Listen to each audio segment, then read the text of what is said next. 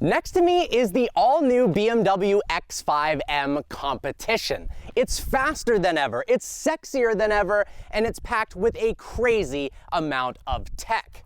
So is it worth every bit of its $105,000 base price? Well, today we're gonna find out exactly that.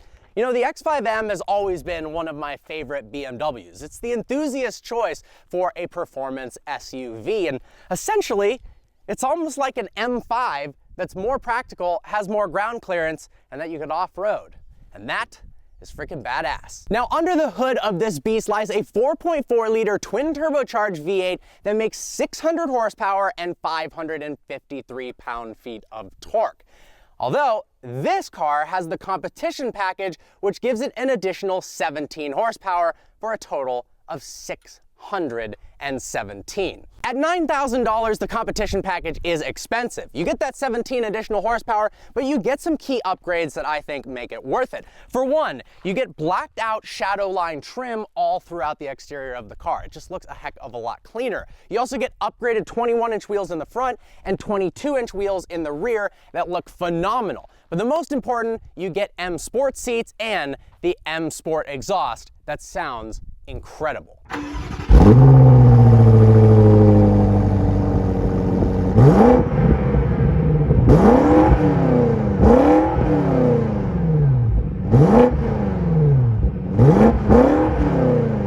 The massive V8 is paired to an 8-speed automatic transmission, and power is sent to all 4 wheels. 0 to 60 happens in just 3.7 seconds for a 5,400-pound SUV. How wild is that? Really, the only complaint I have about the engine, and it's not a big one, is this plastic cover has fake carbon fiber. I feel like for what this car costs, they could have made it real. The X5M has always been a good-looking car, but this generation is sexier than ever, and I love the styling of the front. You know, BMW is playing around with different grille sizes, but I think the kidney grille to lower vent ratio on the X5M, they absolutely nailed it. It just looks aggressive and clean, yet not overkill. It's not too showy, but you definitely know that you're looking at an M car and not a normal X5. I also love the BMW laser headlights. They look so cool. The side profile of the X5M is good looking as well. You've got your signature air curtain air breather here with the X5M logo on it. Although unlike the previous gen, where this air breather actually allowed turbulent airflow to escape out the wheel well and down the side of the car, that's just cosmetic. It doesn't actually do anything. Competition wheels look absolutely fantastic. There's 3 different wheel choices you can choose from. There are 10 standard color options, 8 of which are free. This is Marina Bay Blue Metallic, and I think it looks absolutely stunning. Speaking of the wheels, 2 95 section tires in the front and 3 15s in the back. Couple that with all-wheel drive, and this thing has so much grip, it's absolutely ridiculous. Once again, it probably comes as no surprise that the rear of the X5M is good looking as well. I love the sculpted body lines and this massive, meaty rear diffuser housing that beautiful sounding quad exhaust. And I also like the fact that it has a split tailgate. So when you open the car up, this part raises, and we've also got a lower tailgate. So you can go ahead, sit, have a picnic, or make it easier to bring stuff into the back of the X5M. Now, if you fold the rear seats down, it says 66 cubic feet of storage space, which is class leading and honestly really impressive. Hopping in the back of the X5M reveals there is plenty of legroom. I'm 5'11", plenty of headroom. We've got this massive sunroof above me. Now, there's not a ton of creature comforts, but everything is covered in high quality leather and materials, so it does feel very nice back here. You do have access to the climate control. Now, because this has the $3,600 executive package, we get heated seats back here.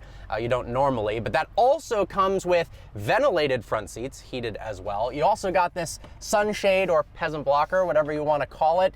And it comes with remote engine start, so you can actually turn on your X5M from your key, which is pretty cool because the exhaust sounds awesome when you fire it up. And you've got heated and cooled cup holders. that works very well. Also comes with those laser headlights. Up front, there is so much to talk about. This interior is absolutely gorgeous. I love the hexagonal quilting on the seats. There's a bunch of different interior color options, especially with the two-tone contrasted interiors, make the seats look phenomenal. I also love the fact that these M Sport seats actually light up at nighttime. You don't just have this embroidered logo, it actually lights up, which is pretty trick. Speaking of lighting up, there are a bunch of different ambient light options. We'll go over those more in the What It's Like to Drive video. I'm gonna go into a dark environment so I can show you that ambient lighting a bit more effectively, but I'll give you a little teaser of it right here. Now for audiophiles, there's an upgraded speaker system, the Bowers & Wilkins system, which is equipped here. The Diamond Surround System for $3,400. Comes with 20 speakers and 1,500 watts of power, and it sounds absolutely phenomenal. But one of the coolest things is, when you've got it turned on at nighttime, it's got this really cool ambient lighting tornado inside of the tweeters that just looks really, really trick. Now, we've got a bunch of different customizable options for the screens. Let's start with the instrument cluster. Right now I'm in M mode, which means I've got this really driver-oriented tachometer and speedo. It's got these two horizontal lines that look like something out of a flight simulator. I absolutely love that design. Got a nice heads-up display in front of me as well.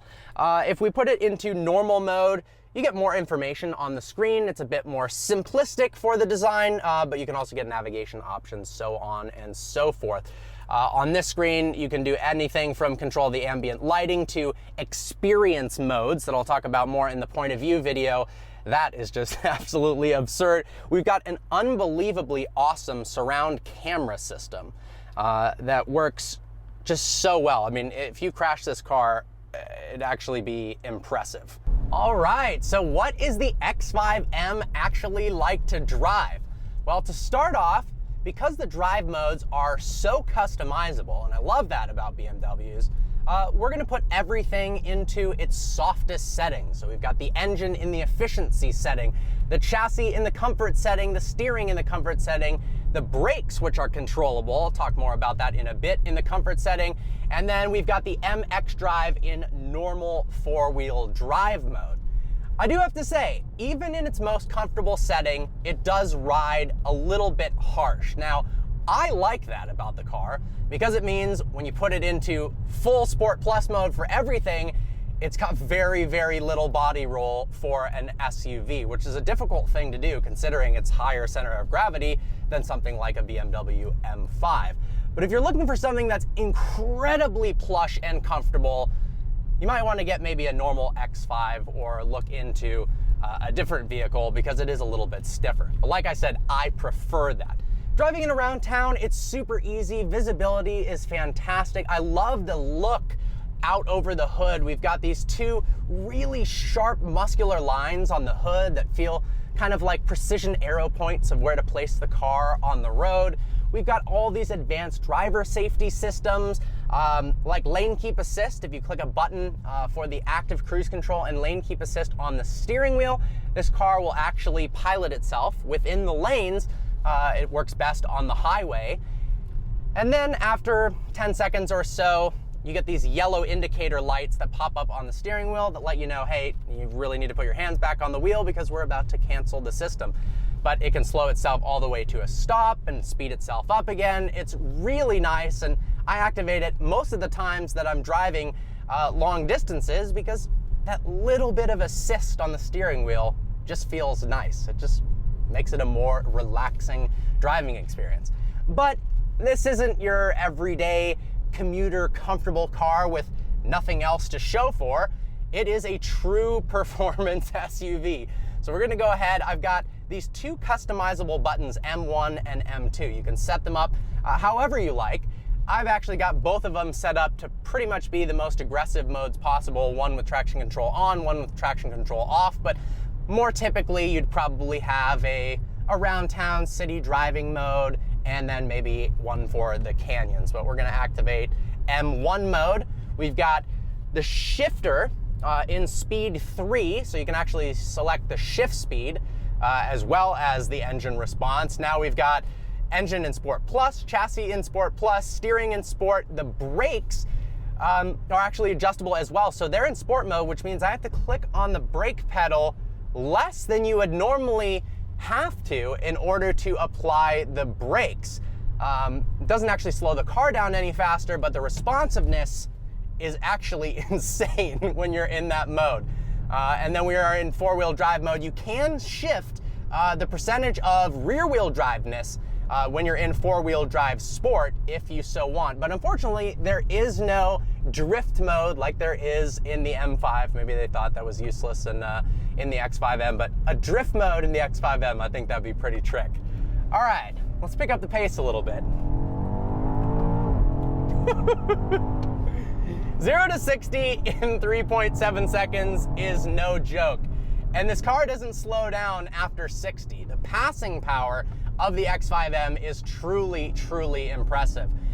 And it feels really linear. You don't get this surge of power like most twin turbocharged cars. It just accelerates and accelerates smoother and smoother, and all of a sudden you're going dangerously high speeds. I've got the dash in sport mode right now, giving me that cool fighter jet feel, but it is actually absurd how fast you can come into corners in the X5M. I mean, this thing is truly like a sports sedan that just happens to have some more room in the back and higher ground clearance. The performance is insane. The brakes on this car are actually staggering considering its curb weight. Oh my gosh, this thing slows down like a supercar. And the confidence you get because of that all-wheel drive is unbelievable. It's actually unbelievable. You don't get a ton of communication through the steering. It's not like you're feeling every undulation in the road surface or really feeling much of the tires at all. But the steering does feel really predictable. And even though you don't have a bunch of feedback, it just goes where you point it so easily and feels really direct. The heads-up display on this is nice too, especially in sport and track mode to let you know when to shift. But you really shouldn't be able to come into corners this hot in an SUV and have virtually no body roll. We've got adaptive M suspension, and you can feel it kind of battling with physics. I mean, this is a tall vehicle. There's only so much you can do so it doesn't ride like a bag of bricks in a normal environment. But the fact that this thing is able to stay as flat as it is is unbelievably impressive. I love this car as an everyday commuter and a badass canyon cruiser, off-roader, do anything vehicle. It really is hard to beat the X5M for the money. I mean, we've got the GLE 63. I guess there's the Trackhawk.